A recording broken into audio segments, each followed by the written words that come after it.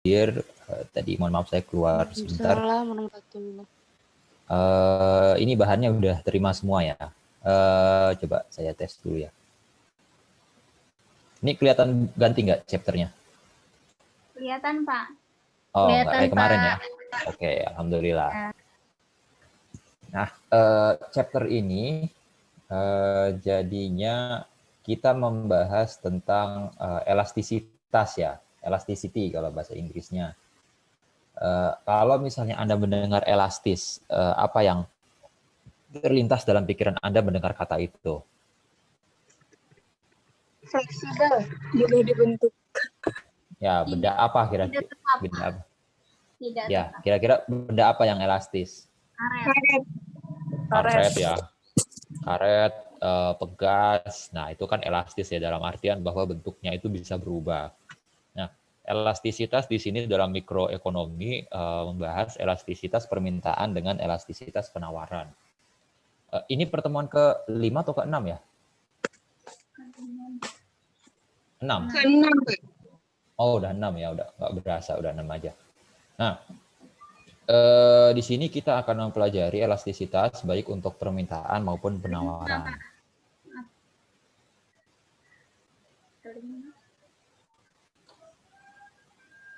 Oke. Anda paham contohnya ini?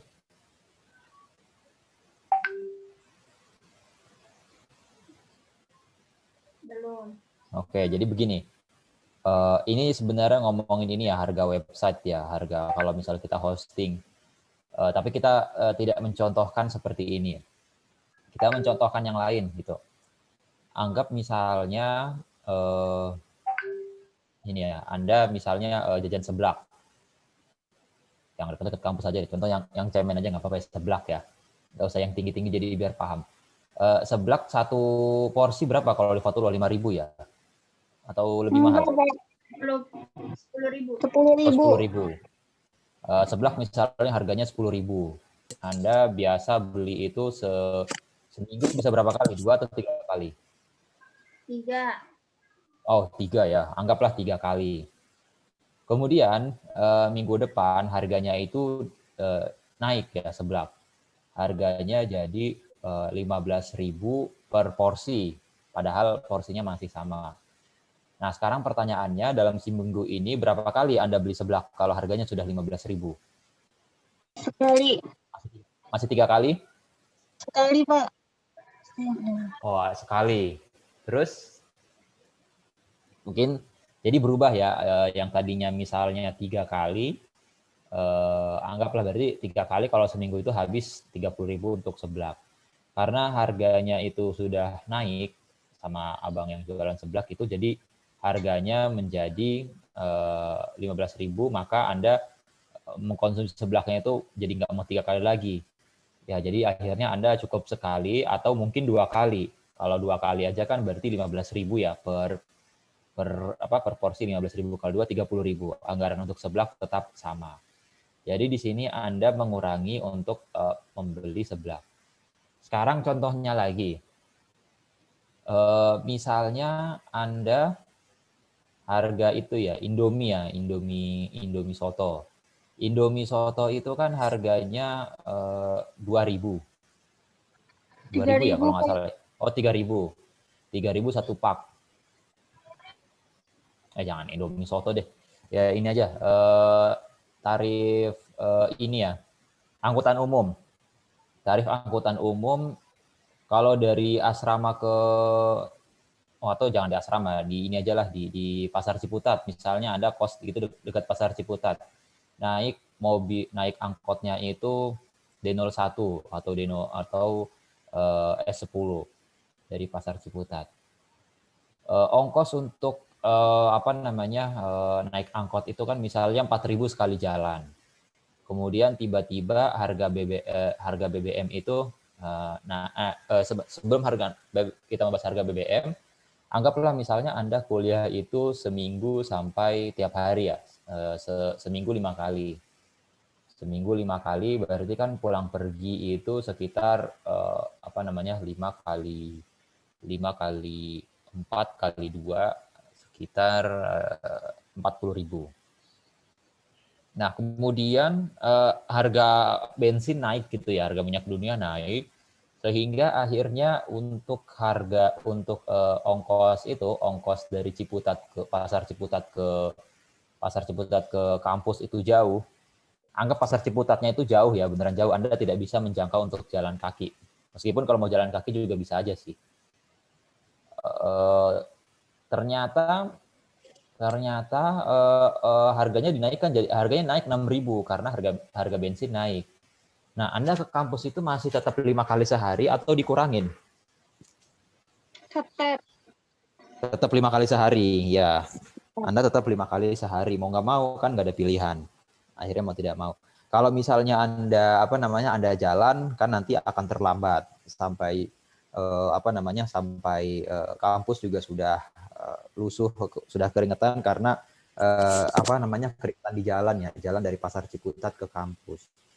Nah, itu kan artinya kan ada perbedaannya. Bagaimana misalnya Anda memperlakukan kalau misalnya harga seblak naik jadi 50%, Anda kan bisa untuk mengurangi konsumsi seblak karena seblak itu bukan kebutuhan utama.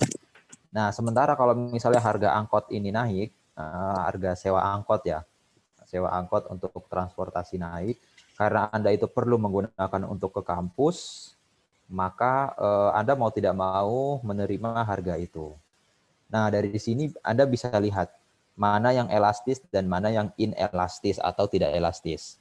Seblak atau tarif angkot? Tarif angkot, Pak. Yang elastis loh, elastis yang bisa berubah. Maksudnya itu bisa merubah. Jadi kalau elastisitas itu diartikan sebagai bagaimana permintaan atas barang itu, bagaimana kuantitas barang itu dengan perubahan harga. Nah, kalau Anda lihat di sini yang elastis, yang cepat berubah itu yang mana?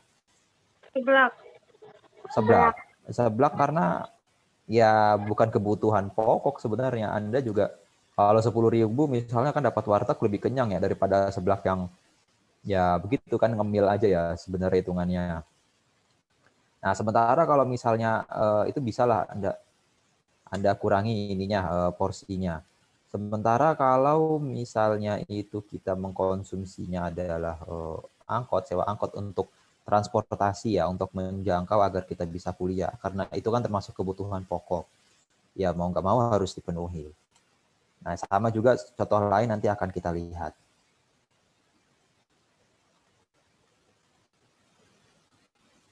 Nah, ini nanti bacalah sendiri. Nah, ini price elasticity of demand, perubahan pada kuantitas dibagi perubahan pada harga. Jadi berapa persen harganya itu kuantitasnya berubah dan berapa persen harganya itu berubah.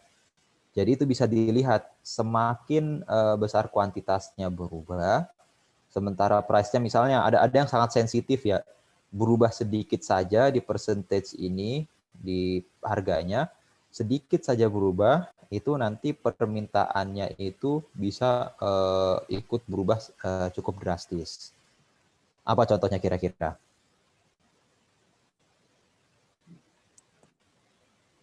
Yang kalau misalnya mahal sedikit langsung harganya turun. Atau misalnya kalau murah sedikit, pokoknya harganya turun sedikit, langsung permintaannya itu naik. Harga telur, Pak. Telur ya. Kalau misalnya telur naik sedikit, pada kabur emang ya? Enggak. 28. Oh ya udah berdebat.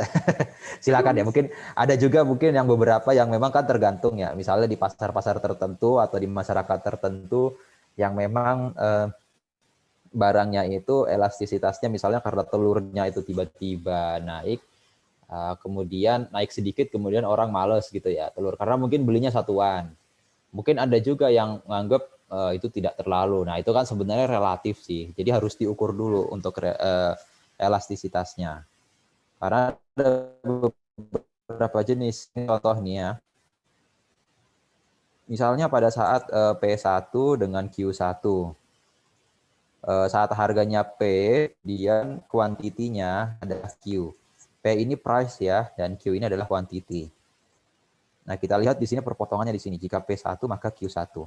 Selanjutnya, nah harga P naik. Nah, ini kelihatan ya, gerak ya ininya, slide-nya. Halo, bisa ngikutin kan? Slide-nya ikut gerak? Iya, Pak. Iya, Pak. Oke, slide ikut gerak, jadi enak melihatnya. Coba kita kembali lagi nih. P-nya masih di sini, kemudian P naik 10%. Nah, kita naikkan P di sini 10%. Kemudian kalau misalnya dia P 10%, titiknya kan di sini. Otomatis kuantitinya jadi turun ke sebelah sini. Turun anggaplah 15%. Karena kalau P naik, harga naik, tentu permintaan akan turun. Nah, ini kan untuk barang yang memang elastis ya. Nah, artinya di sini price elasticity demand 15% ini adalah perubahan dari kuantitas dibagi 10% perubahan dari harga. 15% dibagi 10% sama dengan 1,5. Kalau di atas 1,5 dia itu bisa dikategorikan sebagai elastis. Nah, ini bisa negatif ya, arahnya perubahannya adalah negatif. Oke, ini contoh aja.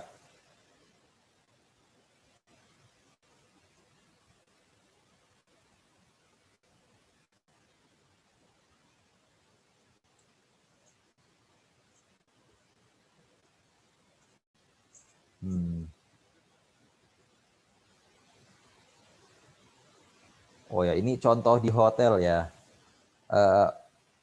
Misalnya sekarang nih, saat pandemi begini, untuk permintaan akan hotel sendiri itu ya inelastis. Kenapa? Karena sekarang banyak tuh di hotel itu banting harga sampai 50 sampai 70%. Akan tetapi tamunya tetap sepi. Kenapa tetap sepi? Pertama itu karena orang banyak yang masih takut kena corona. Yang kedua karena memang ada pembatasan dari pemerintah. Maka harganya diturunkan itu tidak mengganggu tidak mengganggu permintaan untuk saat ini. Kenapa? Karena memang karena memang orang itu ya tidak memungkinkan untuk booking hotel lagi kondisi pandemi seperti ini. Nah, tapi kalau hotel misalnya dalam kondisi yang normal gitu ya, dalam artian tidak ada pandemi, biasanya kita nurunin hotel dikit aja gitu ya. Turun dikit aja itu langsung misalnya 5% lah, di diskon 5% itu langsung orang booking hotel, permintaannya banyak. Atau misalnya dinaikkan sedikit saja, orang itu langsung nggak mau nginep di situ, cari hotel yang lain yang kira-kira masih bisa diperbandingkan harganya. Nah, jadi biasanya nih kalau misalnya di industri jasa ya umumnya, harga itu bisa berpengaruh cukup signifikan.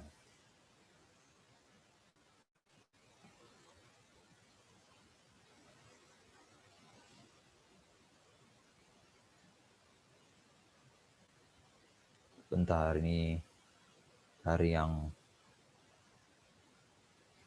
Nah ini, apa yang menyebabkan elastisitas harga ya, terutama di permintaan? Yang pertama itu ada barang substitusinya atau tidak. Contoh nih, beras. Beras sekilo atau seliter ya, sekilo berapa? Anggaplah misalnya 12.000 atau 10.000 lah, gitu kan, beras sekilo 10.000. Kemudian karena sekarang banjir, banyak gagal panen dan lain sebagainya, beras tiba-tiba itu melonjak harganya menjadi misalnya 15.000. Nah, kira-kira orang Indonesia masih beli beras nggak? Masih. Masih, karena kalau nggak ada beras nggak bisa makan. Kenapa masih membeli beras? Karena nggak ada beras tidak makan, orang Indonesia makan harus pakai nasi. Kalau misalnya makannya pakai roti atau ubi atau jagung, ya itu ngemil lah namanya. Tapi kalau makan itu harus nasi. Jadi ya tidak barangnya susah dicari substitusinya. Nah, beda lagi misalnya Anda tadi ya, yang contoh seblak itu. Seblak misalnya dari 10.000 naik menjadi 15.000. Ada nggak pilihan lain selain seblak jajanan? Banyak. Banyak. Bisa cilok, cimol, apalah yang sosis-sosis bakar dan lain sebagainya, bakso colok atau apa, bakso tusuk dan lain sebagainya. Nah, itu jadi barang penggantinya. Kalau barang-barang apa namanya cemilan gitu ya, substitusinya banyak. Kalau kita bicara makanan ya, makanan substitusinya banyak. Tapi kalau bicara kebutuhan pokok, apalagi kebiasaan orang Indonesia, beras, nah itu tidak ada barang substitusinya. Semakin banyak barang substitusinya, maka semakin elastis ininya, barangnya. Harganya ya, sama misalnya handphone juga gitu. Misalnya kita pilih, oh handphone Samsung mahal, coba ada yang cari yang lain nggak? Oh, ternyata ada Xiaomi. Kalau Xiaomi misalnya masih tidak cocok, ada misalnya Lenovo, ada Asus, banyak pilihannya yang bisa dicoba. Beda lain cerita misalnya kalau sakit gitu kan, sakit ya mau nggak mau ya susah itu dicari substitusinya. Kemudian yang kedua itu, apakah barang ini termasuk barang kebutuhan pokok, necessity ya, necessity, barang yang kebutuhan pokok, atau or a luxury, barang mewah.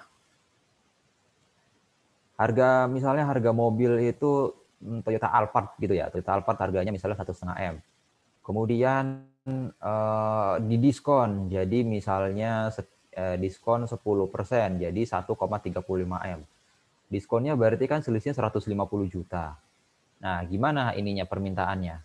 Mungkin permintaannya itu nanti bisa lebih ini 10% aja orang bisa langsung berlomba-lomba untuk beli Alphard karena itu harganya.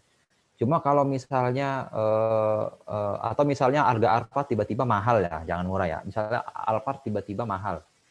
Jadi 1,5 M naik jadi 2 M. Orang menunda dulu untuk kebutuhan mobil itu. Atau kondisi misalnya sekarang lagi pandemi. Lagi pandemi begini orang tidak ada yang mau berwisata, bukan tidak ada ya, jarang yang mau berwisata. Jadi kalau wisata secukupnya saja. Nah, karena wisata secukupnya saja, maka orang itu lebih memilih untuk memenuhi kebutuhan pokok, misalnya untuk makan dulu, untuk kesehatan, untuk misalnya simpanan tabungan kalau misalnya terjadi hal-hal darurat. Nah, itu. Jadi apa namanya ditentukan oleh itu. Kemudian menimbang soal beras, misalnya nih Anda punya penghasilan 5 juta, anggaplah 5 juta per bulan. Makan nasi sehari berapa kali? 3. 3 kali. Kemudian kalau misalnya penghasilannya naik nih, dari 5 juta ke 50 juta, makan nasinya per hari berapa kali? Tetap Tetap 3. Pendapatannya misalnya naik lagi jadi 500 juta, makan nasinya jadi naik berapa kali kalau pendapatannya naik? Tidak berubah sama. Tidak berubah. Jadi mau pendapatan berapapun, misalnya anggaplah Anda ini orangnya nggak bisa makan kalau nggak ada nasi gitu ya. Kalau belum makan nasi berarti belum makan. Berarti apa namanya perubahan apapun kalau kebutuhan pokok kalau sudah terpenuhi ya sudah, nasi ya sudah. Tidak misalnya kita tiba-tiba kaya gitu ya, jadi orang kaya kemudian jadi orang kaya makan biasanya dulu masih susah 3 kali sehari atau 3 kali sehari lah, misalnya jadi orang yang biasa-biasa saja makan 3 kali sehari, kemudian jadi kaya makan nasi juga tetap 3 kali sehari, nggak mungkin sampai nambah misalnya sampai 10 kali atau 20 kali ya, nggak muat lah perutnya. Jadi ada batasan kalau misalnya untuk kebutuhan pokok ini. Beda kalau misalnya kebutuhan mewah, luxury, ya kan orang kan bisa beli sepuasnya sampai puas. Kemudian yang kedua, bagaimana luas atau sempitnya manfaat barang itu. Jadi kalau ini berhubungan dengan kebutuhan pokok, barangnya itu misalnya semakin berguna, semakin banyak digunakan, maka itu akan semakin dibutuhkan ya, semakin dibutuhkan oleh oleh konsumen yang beli tersebut. Kemudian time horizon atau jangka waktu, elastisitas is higher in the long run than the short run. Jadi dalam jangka panjang akan semakin elastis dibandingkan dengan jangka pendek. Maksudnya begini,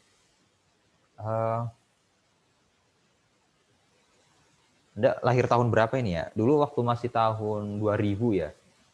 Waktu masih tahun 2000, belum lahir ya? Anggaplah Anda sudah lahir gitu ya. Anggap Anda misalnya sudah lahir di tahun 2000, dulu yang punya handphone, oh jangan, ini aja 2005 gitu ya. 2005.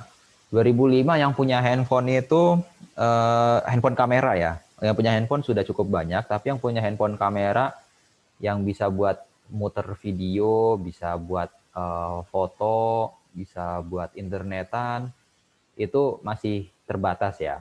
Atau tahun 2000, 2002 atau 2003, 20 tahun lalu lah, 2001, 2002. Masih terbatas. Nah, kalau misalnya saat itu ya, harganya kan tidak cukup terjangkau. Untuk misalnya handphone yang Nokia yang berkamera aja, itu harganya zaman dulu 20 tahun lalu bisa sampai 2-3 juta. Itu zaman dulu. Kalau 2-3 juta untuk nilai present value-nya sampai sekarang mungkin setara sampai 7 atau 8 juta ya. Karena harga emas 20 tahun lalu kan beda ya dengan zaman sekarang kalau misalnya kita patokannya emas. Atau misalnya memperhitungkan inflasi. Nah, dulu memang harganya masih segitu. Tapi dalam makin ke sini, makin mudah orang untuk membeli handphone. Jadi bahkan handphone itu ada yang di bawah 1 juta pun itu sudah bisa pakai WhatsApp ya, banyak handphone sudah bisa pakai WhatsApp, sudah bisa ada kameranya, sudah bisa internetan, bisa tethering untuk internet, pokoknya sudah lengkap lah untuk harga di bawah 1 juta saja dibanding 20 tahun yang lalu. Nah, artinya apa? Artinya kalau zaman dulu misalnya banyak handphone tidak terjangkau oleh masyarakat, sekarang itu mudah sekali untuk memiliki handphone karena harganya sudah sangat murah. Ada pergeseran sedikit harga handphone kita bisa pindah lagi dan artinya itu semakin elastis. Baik, kira-kira sampai di sini ada pertanyaan? Ada Pak, itu yang apa sih? Yang kurva elastisitas harga yang permintaan itu aku belum paham Pak. Yang mana? Yang awal ini? Ya pokoknya yang kurva itu Ini? permintaan bukan. Nah iya yang ini Pak, yang Ini? tadi. Oh, calculating percentage change. Bukan yang Oh, itu, Pak. ini kasus baru, ini kasusnya sama kayak seperti ini. Ini contoh aja sih sebenarnya karena waktu kita terbatas, jadi kira-kira ini ada penurunan dari misalnya titik A ke titik B. Yang tadinya harganya 200, kemudian harganya naik jadi 250, maka permintaan juga turun. Nah, di sini menghitung ininya nih, starting point and value dikurang start value, 250 dikurang 200, hasilnya kan 25% nih perubahan price-nya. Ini perubahannya 25%. Sementara ini 12 ke 18 perubahannya itu sekitar 33%. Nah, 33% berarti Q per P, perubahan Q dibagi perubahan P, 33 dibagi 25 sama dengan 1,33. Nah, sementara kalau misalnya from B to A, kalau misalnya menghitung harganya, P-nya 20, kemudian Q-nya adalah 50. Elastisitasnya adalah 50 dibagi 20. Artinya 2,5. Jadi kalau misalnya yang di bawah ini yang mengartikan bahwa P price itu kenaikan harga menyebabkan perbandingan ya, maaf, ini hanya perbandingan. Kalau misalnya harganya itu 25% naik 25%, berapa besar elastisitasnya? Kalau ini harganya 20%, berapa besar elastisitasnya? Bisa kita ketahui bahwa ya kalau lihat dari sini harganya misalnya turunnya 25%, harganya naik ya, harganya naik 25%, itu elastisitasnya 1,33. Sementara kalau harganya turun 20%, elastisitasnya adalah 2,50. Nah, kalau bisa kita lihat di sini, semakin tinggi angkanya artinya semakin elastis perubahannya. Jadi yang sudah dijelaskan di awal itu, yang pokoknya itu semakin besar, semakin bagaimana perubahan harga itu, naik turunnya harga mempengaruhi permintaan atau mempengaruhi jumlah barang yang ada. Nah, bagaimana? Ini apa bisa menjawab? Iya, Pak. Udah paham.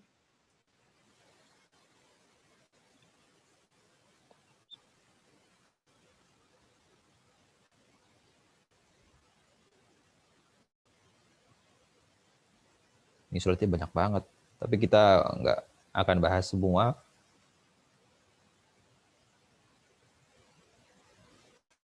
Nih, ada yang ini ya, satu contoh paling ekstrim.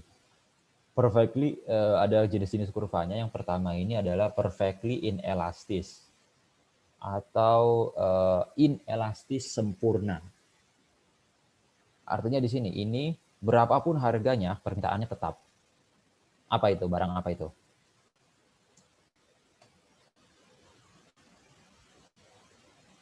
Berapapun harganya, permintaan tetap. Apa? Hah? Apa? Kebutuhan pokok. Tadi apa? SPP. Oh, SPP kebutuhan pokok ya. SPP juga boleh juga tadi. SPP kan tadi ya, berapapun harganya, misalnya SPP-nya sekian, ya permintaannya juga tetap.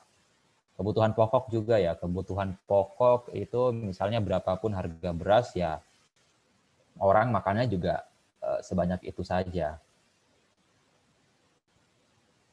Bisa juga misalnya ini kesehatan.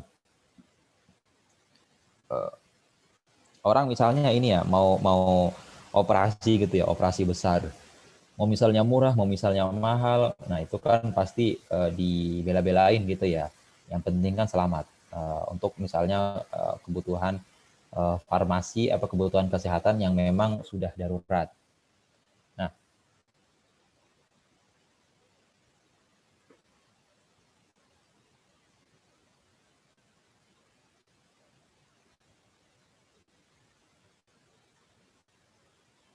kemudian ada lagi, ini ya, contohnya, kalau harganya turun 10%, ya permintaan juga tetap di Q1. Ini contoh ekstrim. Pokoknya jadi yang paling ekstrim lah ada. Tapi mungkin beras juga bisa, SPP juga bisa, kesehatan juga bisa, tapi istilahnya itu dari apa namanya, se ekstrim ini juga mungkin ada geser sedikit lah. Namanya juga ekstrim ya. Ada inelastis demand. Di sini kalau misalnya, ini contohnya, kalau price harganya turun 10%. Anda coba lihat lagi nih. Turun 10%. Di sini chance-nya yang di bawah ini adalah 10%. Kita taruh di sini. Kita lihat bagaimana perubahannya terhadap kuantitas.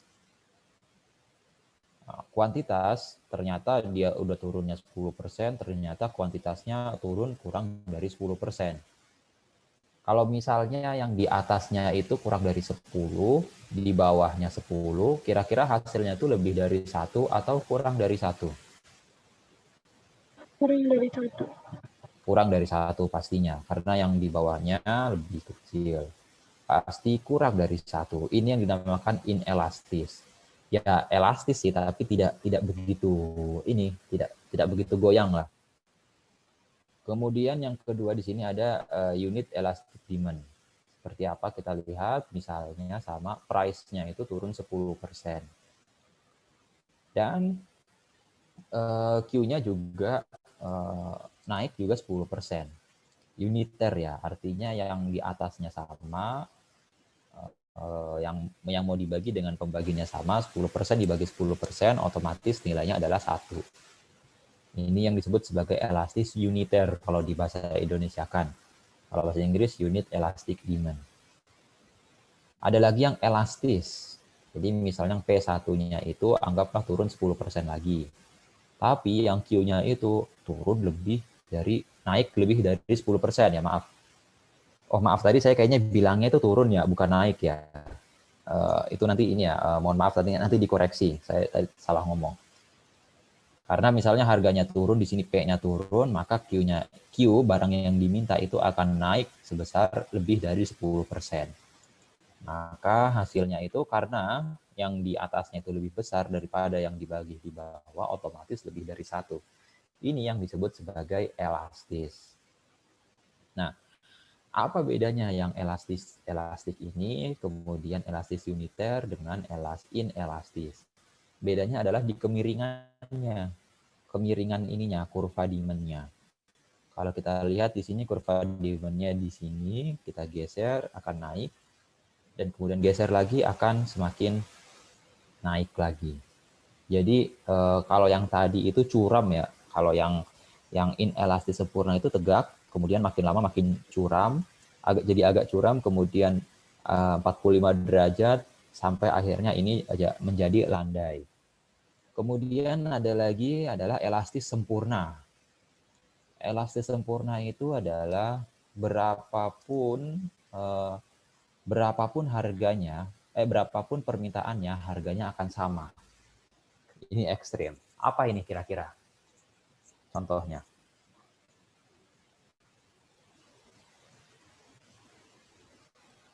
Beras, Pak. Beras, kalau beras harganya sama, permintaannya apa mungkin misalnya ada ini?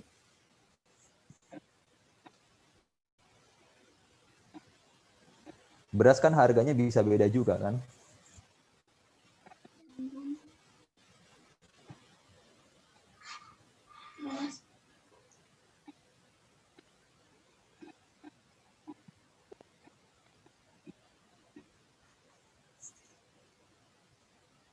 Apa barang-barang yang harganya sudah ditetapkan atau sudah tetap?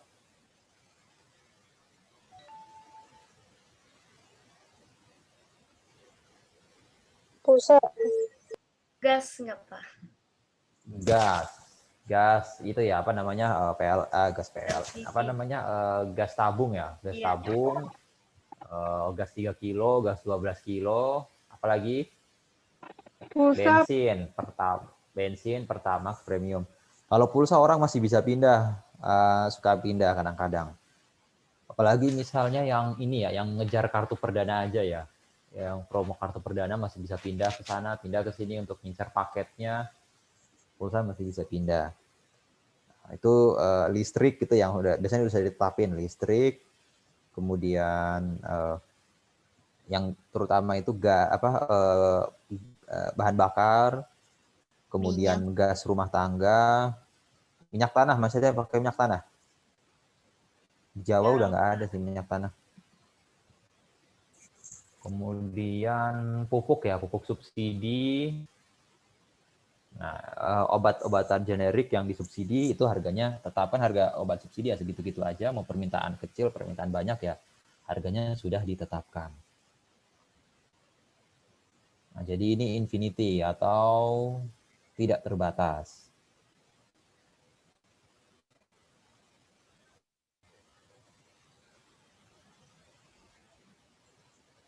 Oke, ini untuk menguji slope-nya ya, berapa besar.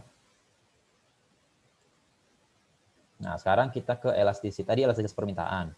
Ini sekarang elastisitas penawaran.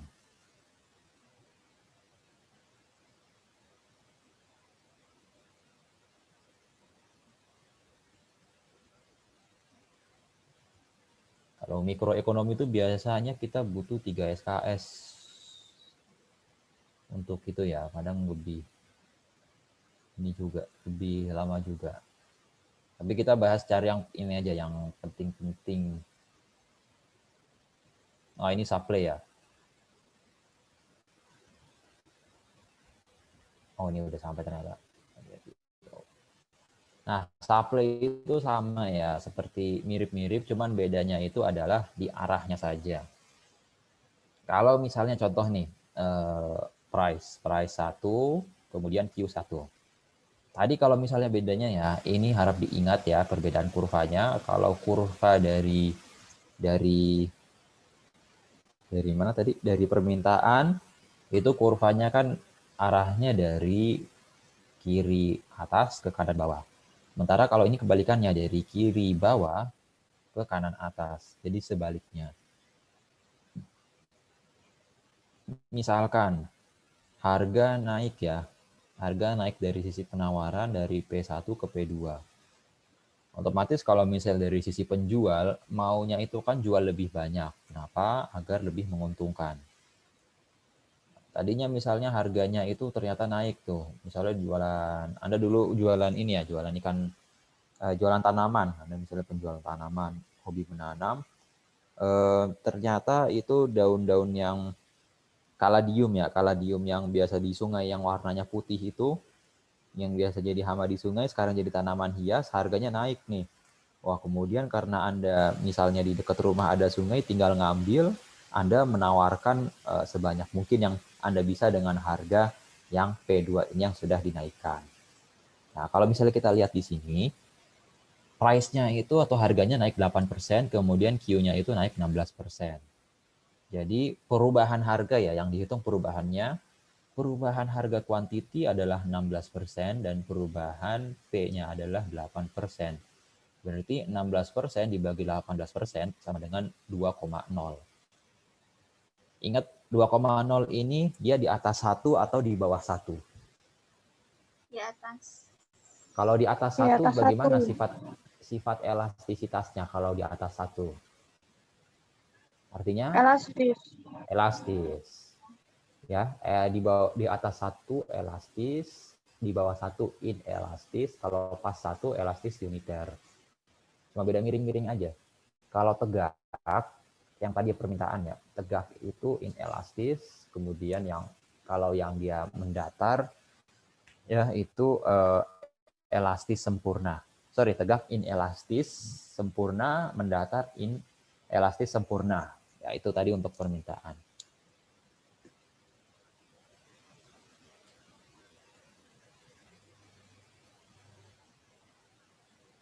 Nah, ini sama ya, perfectly inelastis, di mana kurva supply dan Q-nya itu tegak, jadi tidak berpengaruh, hasilnya juga adalah 0.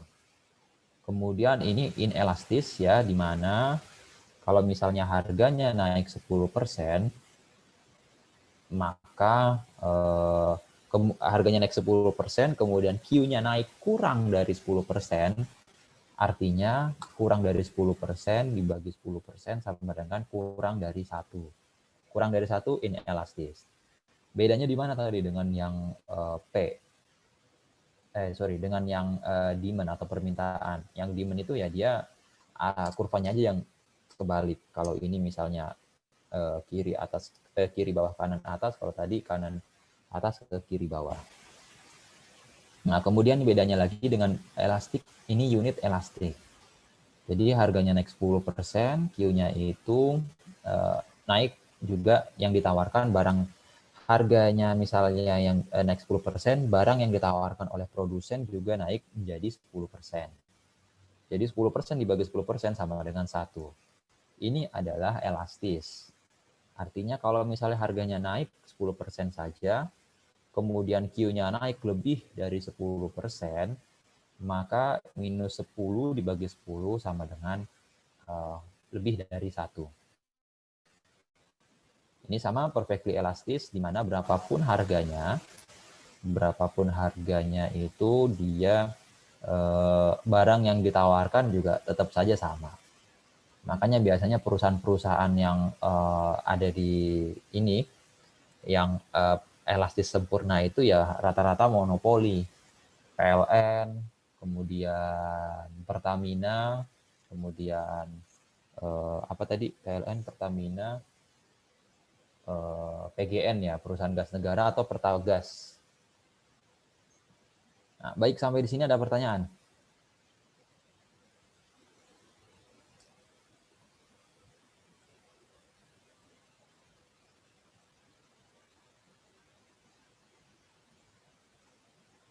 Silahkan, jika ada yang ingin bertanya, masih ada kurang jelas.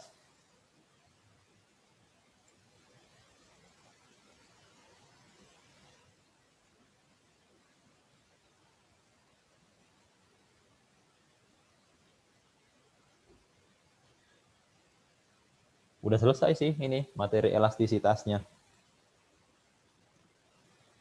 Nah, ini bagaimana mempengaruhi keseimbangan harga. Demand one, quantity one. Ini tinggal Anda satu-satuin aja, apa namanya, tinggal Anda geser-geser aja kurvanya. Seperti contohnya misalnya seperti ini ya. Salah. Awalnya misalnya kurvanya seperti ini. Ketika misalnya supply-nya itu inelastis, maka peningkatan permintaan memberikan pengaruh yang besar dari sisi harga dibandingkan dengan kuantitas. Contoh,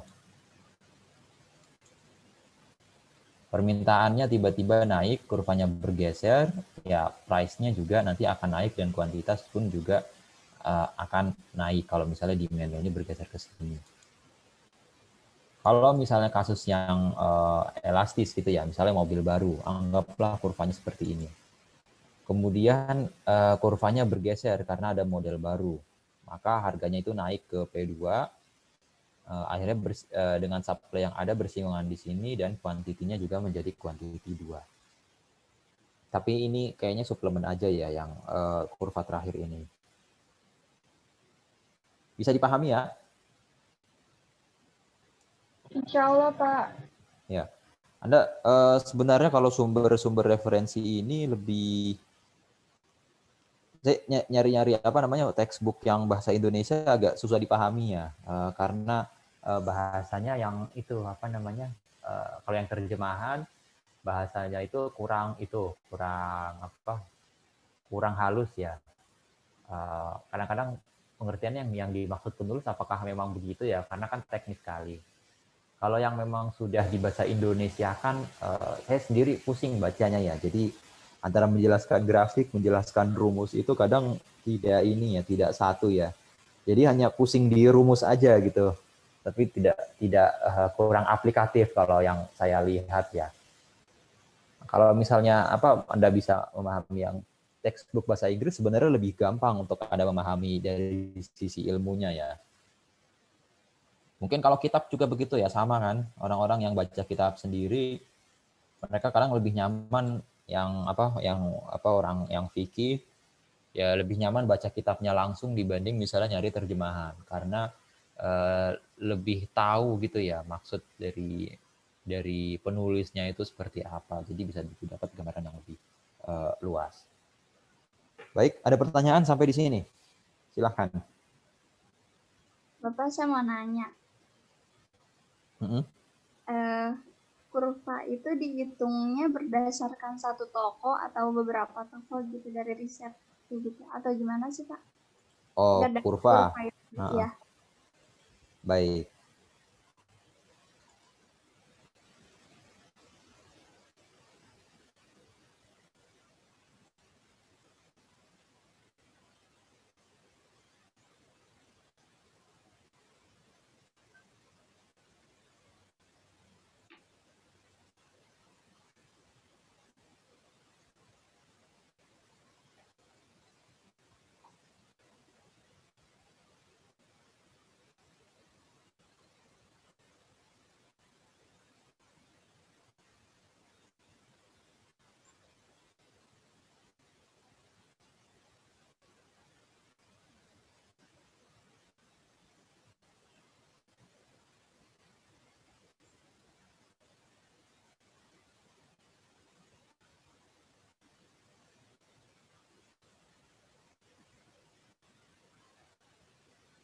Nah, kalau misalnya menghitung ya dari satu toko atau tidak, itu begini. Jadi kalau perhitungannya ini biar Anda ini dulu.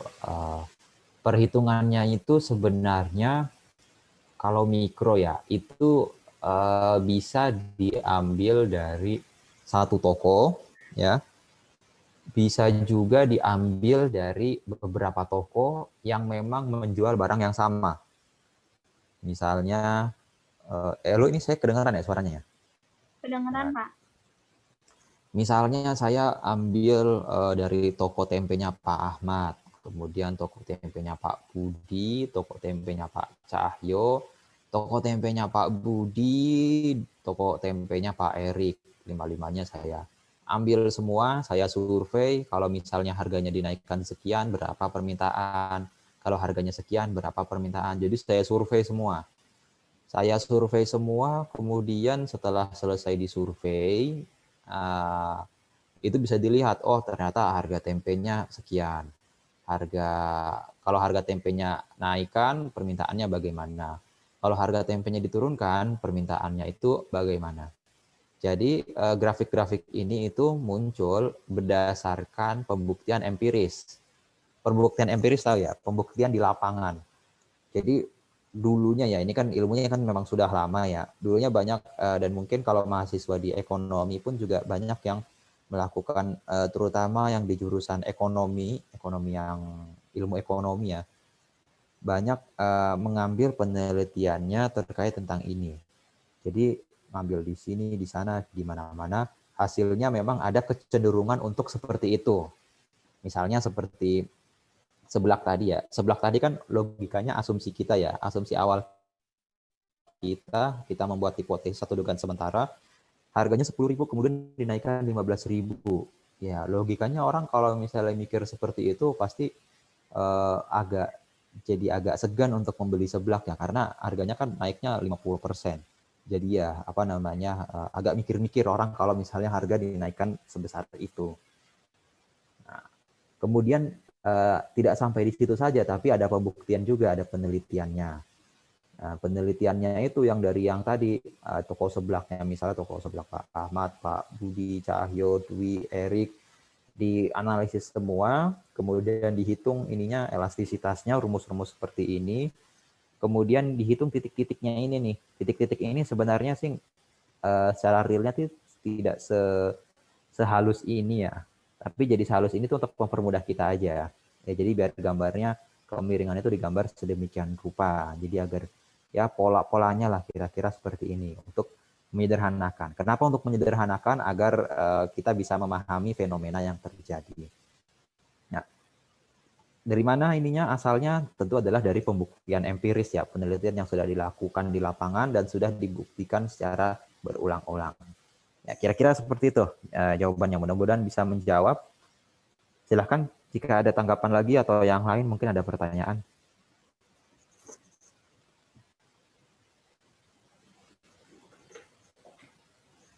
Berarti ilmu ekonomi mikro ini ya Pak, ilmu yang bukan hanya teori gitu ya, tapi Oh bisa iya, langsung. jelas. Karena kalau secara keilmuan itu ini itu dia berangkat dari pembuktian di lapangan dulu. Pembuktian ada enggak, jadi dia ada dugaan dulu.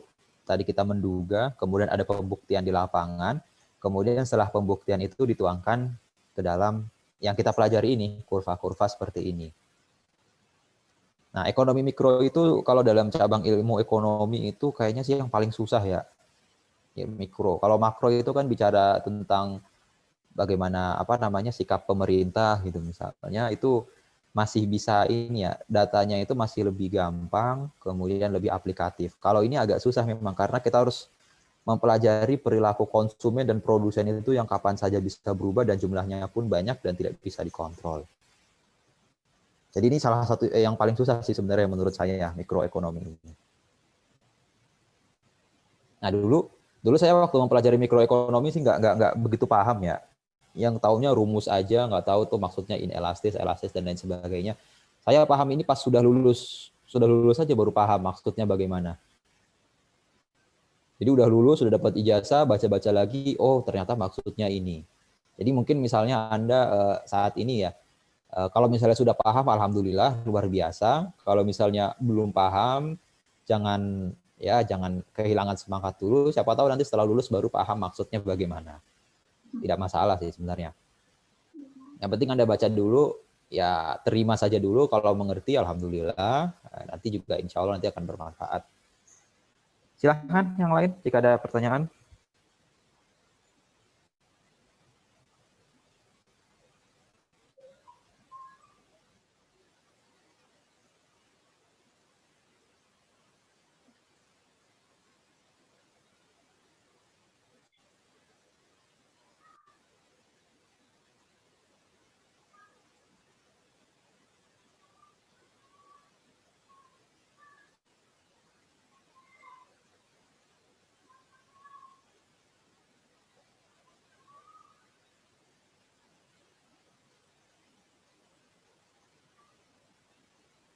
Bapak saya mau nanya itu, kenapa Ya. tukang telur di rumah saya harganya naik-naik terus, Pak? Naik turun, naik turun. Oh, Itu tuh dilihatnya dari mana gitu. Terus kenapa bisa serentak gitu? 24 semua gitu. Turun semua gitu, Pak. oh, oh ya, biasanya itu kalau serentak begitu karena biasanya dari agennya yang memang naik ya. Agennya itu dari mana? Biasanya banyak faktor sih kalau itu. Bisa misalnya ayamnya udah terlalu tua, jadi juga misalnya ada apa namanya ada penyakit, ayamnya banyak yang mati. Atau kalau misalnya harganya murah turun bisa jadi misalnya tiba-tiba atau ayamnya jadi banyak gitu ya. Ayamnya jadi banyak, eh, jadi telurnya juga makin nambah ininya kuantitinya atau jumlahnya.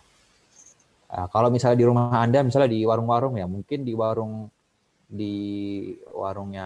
yang dekat misalnya satu RT atau satu RW biasanya suppliernya juga itu sama atau memang mirip-mirip. Jadi biasanya itu memang kenapa harga pasarannya bisa segitu karena biasanya si siapa penjualnya itu sudah mempertimbangkan biayanya berapa, ongkosnya berapa, kemudian ditambah keuntungan, ditambah dengan melihat orang ini nerimanya kalau harga telur itu berapa ininya jumlahnya, berapa jumlah yang memang bisa diterima oleh konsumen. Nah, perihal misalnya di Indonesia, di Jawa mungkin harganya ya mirip-mirip begitu ya. Tapi kalau misalnya Anda jualan telur ke sana ke Papua gitu ya, Intan Jaya, Tembagapura, harganya tentu beda sama yang ada di Pulau Jawa. Jadi itu kan kenapa harga bisa beda karena mungkin di Papua gitu kurang peternakan telurnya. Ditambah lagi di Papua transportasinya itu kurang memadai.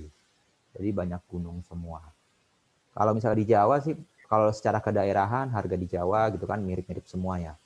Kecuali misalnya harga di Jakarta karena permintaan banyak ya kalau di Jakarta. Kemudian di sekitaran Jakarta juga untuk telur sendiri kan agak jauh ya. Paling kan harus ke daerah Bogor, Bekasi atau Tangerang jauh. Bukan yang nempel sama Jakarta tapi yang agak jauh gitu kalau untuk peternakan telur misalnya. Ya jadi kira-kira sebenarnya banyak faktor sih yang mempengaruhi kenapa harganya bisa sama dan kompak gitu ya, penjual telur harganya naik semua karena bisa jadi suppliernya sama atau suppliernya berbeda tapi masih dalam satu lingkungan juga, masih di kabupaten atau di kota Anda. Ya, kira-kira begitu, mudah-mudahan bisa menjawab. Terima kasih, Pak. Ya, sama-sama. Silakan yang lain.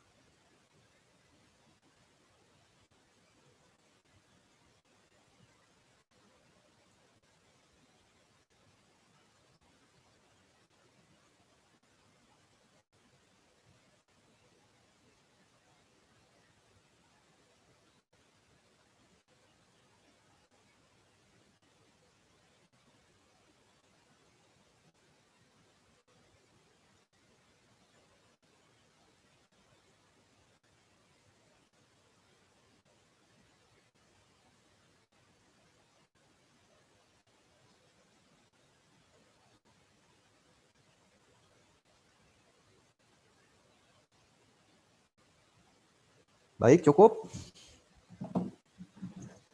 Ya, saya pikir mungkin cukup dulu ya, agar bisa mengendap dan bisa Anda pahami. Ya, ini udah terima semua ya, itunya filenya. Jangan lupa absen yang di Google Drive. Linknya masih sama, silahkan dicari di di grup yang ada di WA masing-masing. Karena itu untuk ini ya, untuk pengisian saya disuruh ngisi di di Siakat, jadi biar langsung saya pindahkan biar nanti Anda absen hadir juga. Ya karena nggak ada panggil satu-satu karena habis waktu nanti ya panggil satu-satu, nungguin satu-satu, jadi ya ini aja lah lewat Google Form aja yang saya kirimkan. Jangan lupa ya. Demikian mungkin yang dapat saya sampaikan, kurang lebihnya saya mohon maaf. Jika ada pertanyaan nanti bisa kita sambung kembali minggu depan. Wassalamualaikum warahmatullahi wabarakatuh. Waalaikumsalam warahmatullahi wabarakatuh. wabarakatuh.